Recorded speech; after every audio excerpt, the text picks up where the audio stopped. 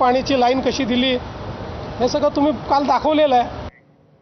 दरम्यान भोंदूगिरीमध्ये सत्ताधारी सहभागी असतील तर सर्व राजकारण्यांना सह आरोपी करा, कॅबिनेटमधील मंत्र्यांना सह आरोपी केल्याशिवाय ही भोंदूगिरी थांबणार नाही, अशी प्रतिक्रिया ठाकरेंच्या शिवसेनेचे खासदार संजय राऊतांनी दिली आहे। तर यावेळी बोलताना राऊतांनी दीपक केसरकर यांच्यावरती देखील हल्लाबोल केलाय।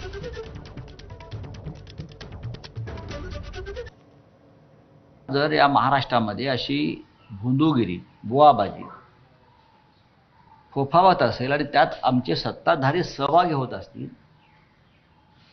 तर तिथे त्या भोंदूबाबाच्या दरबारात जाणाऱ्या सर्व राजकारण्यांना, खास करून मंत्र्यांना, जे सत्ताधारी आहेत ते मंत्री, त्यांना सहआरोपी केलं पाहिजे।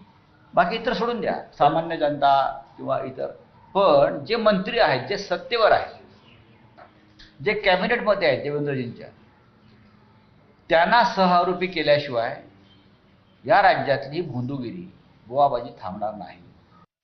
केसरकरांवरती कोणी विश्वास ठेवू नका। केसरकर हा सावंतवाडीचा डोमकावळा आहे, बरं का।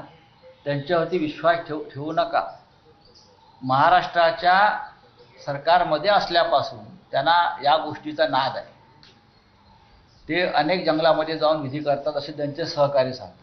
ते आमच्या सरकारमध्ये होते, ते नंतर दुसऱ्या सरकारमध्ये गेले, ते पळून गेले।